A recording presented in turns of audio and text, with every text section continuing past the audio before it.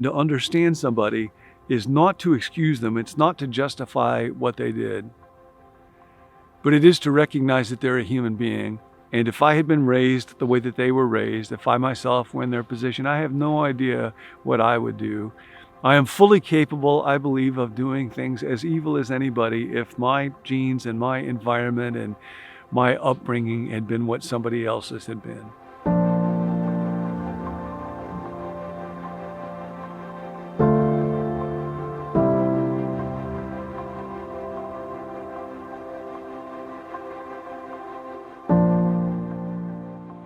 We are hurting people, and we live in a hurting world.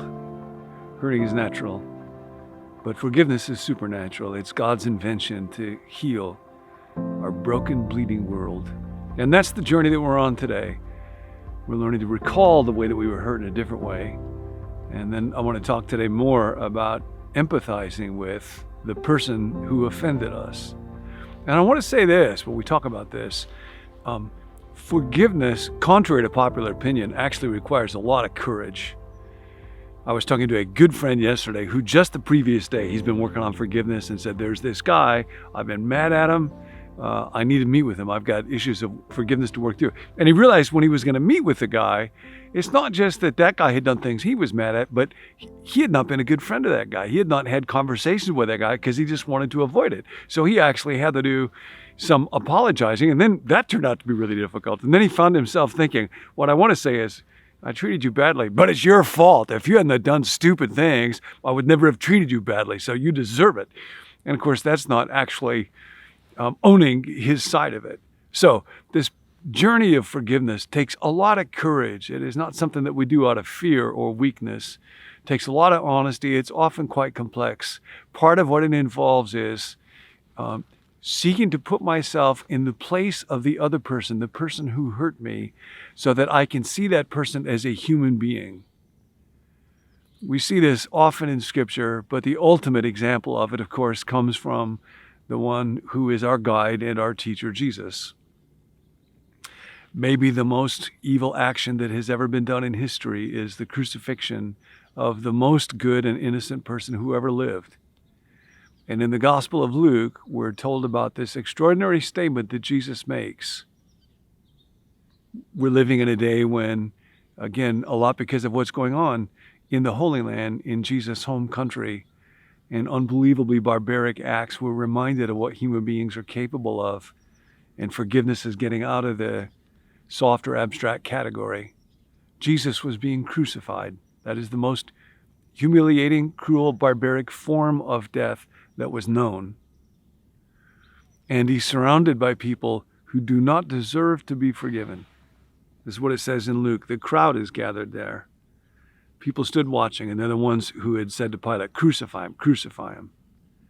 And the text says, and the rulers even sneered at him.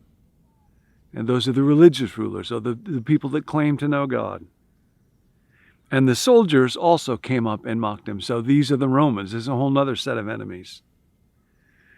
And then one of the criminals who hung there hurled insults at him. He is surrounded by enmity and hatred as he is being tortured and killed. And Jesus' statement is, Father, forgive them. They do not know what they are doing. Now, I'd be tempted to think, well, sure, they know what they're doing. They're giving in to vindictive, evil, hateful emotion. But he's thinking about each one of them.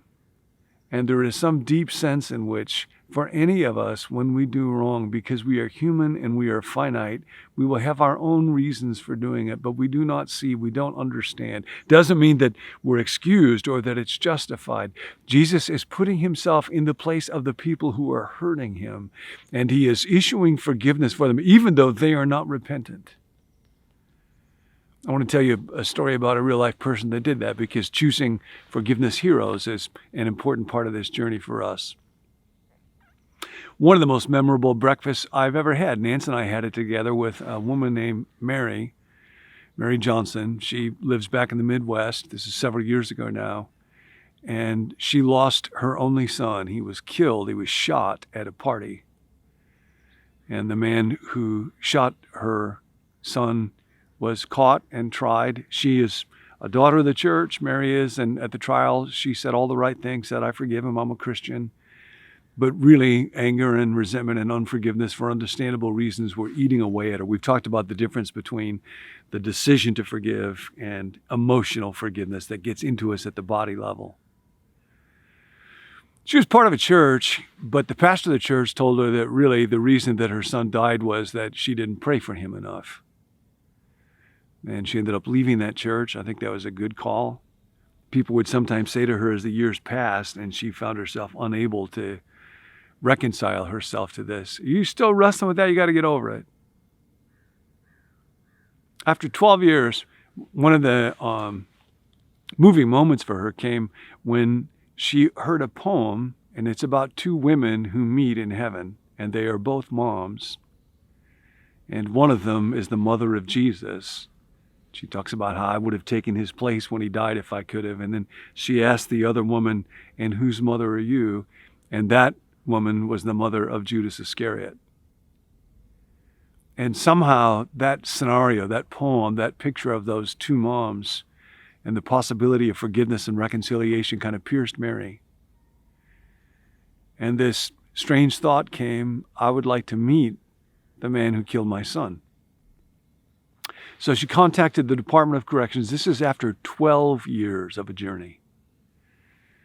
And they explained to her, it was a 16-year-old boy who killed your son. He's been in prison now for 12 years. You're going to meet a different person. This is a man who has been hardened. And she said, I want to meet with him. So they went to him. His name was Oshea. And he didn't want to meet with her. He said, she's just going to blame me. Why should I meet with her? But 9 months later, she still wanted to do it. She came back to the department and they went back to him and he said, okay. So Mary described to me going to the prison. She had a friend, Regina, and she had to walk up this ramp. She said, I don't think I could have made it up the ramp. Regina was pushing me up that ramp. And she walked into that room and then they brought this man, Oshea, that killed her son. She had thought a lot about her first sentence and what she said was, I don't know you, you don't know me. Let's start there. And somehow that sentence, that idea that she wasn't going to begin by blaming or hating, but just by acknowledging neither of them knew each other and being willing to talk, struck Oshea very deeply. And so he decided he would engage. And they talked for hours. They discovered the other person was a human being. And at the end of that time, Oshea did a very unexpected thing. He asked Mary if he could hug her. And she said yes. And when this man who killed her son put his arms around her, the floodgates burst. And Mary said she started to sob so hard she couldn't stop. She would have just collapsed if he was not holding her up. And Oshea said he had been in prison with hardened criminals for 12 years. This was the scariest moment he had ever had. And she began to visit him more often, and they became friends. When he was released in 2009, she decided to have a welcome party for him. So she got together with, there were some nuns. She lives in the inner city in the Twin Cities. Nuns, they call them the Sisters in the Hood. And so they threw a big party, and Mary's landlord, she has a little apartment there, had an idea. He said, what if you were to invite Oshea to live in the apartment next door to yours? And her first thought was, there's no way, that would never happen. He would never do that. But eventually she prayed about it and she did. So when we had that breakfast, Mary and Oshea, the mother of a murdered son and the man who killed him, and Nancy and me, they lived next door to each other in two little apartments. And Oshea said, there'll be times when I just want to give up on myself. But I look at her and I think, if she didn't give up on me, I can't give up on me. So, I want to invite you today, right now, think about someone who has hurt you. Think about a hurt that you carry. And remember this, everybody has reasons for what they do. And to understand somebody is not to excuse them. It's not to justify what they did. But it is to recognize that they're a human being And if I had been raised the way that they were raised, if I myself were in their position, I have no idea what I would do. I am fully capable, I believe, of doing things as evil as anybody if my genes and my environment and my upbringing had been what somebody else's had been. So I pray and ask God, would you help me to view this person as a human being? Would you help me to understand better what might have been going on in their mind when they did that thing that I found to be so hurtful?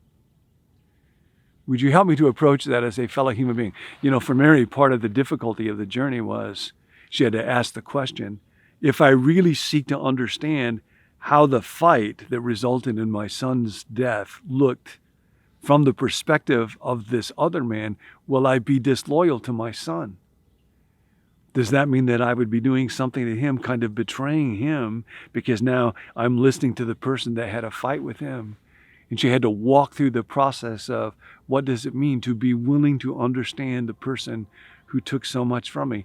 And for Oshea, it meant I have to be willing now to look at what I robbed this woman of and how different, empty, more painful her life has been because what I have done, where before I could just blame the other person for being mean and disrespectful to me in that moment. And then all of this, we go back to that moment on the cross. There's a reason why the cross is at the center of human history and why forgiveness and the hope of reconciliation may not be possible, but the hope of it is at the center of all things. Maybe the greatest sentence that's ever been uttered, Father, forgive them. They do not know what they are doing. Forgive us our debts as we forgive.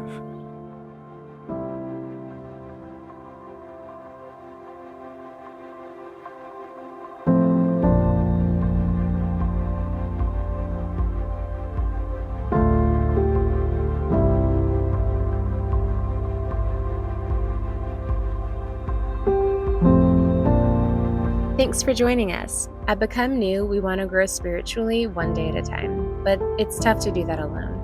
So we're offering a little more support for anyone who would like to work on putting the content into practice. You can sign up to receive a text at the end of each week in this series, asking if you completed the Here's How portion for that week. If you want, you can reply to the text and let us know how it went, or if you need prayer in taking those action steps. To sign up for the end of week reminder, just text the word MORE to 855-888-0444, and we'll put you on the list.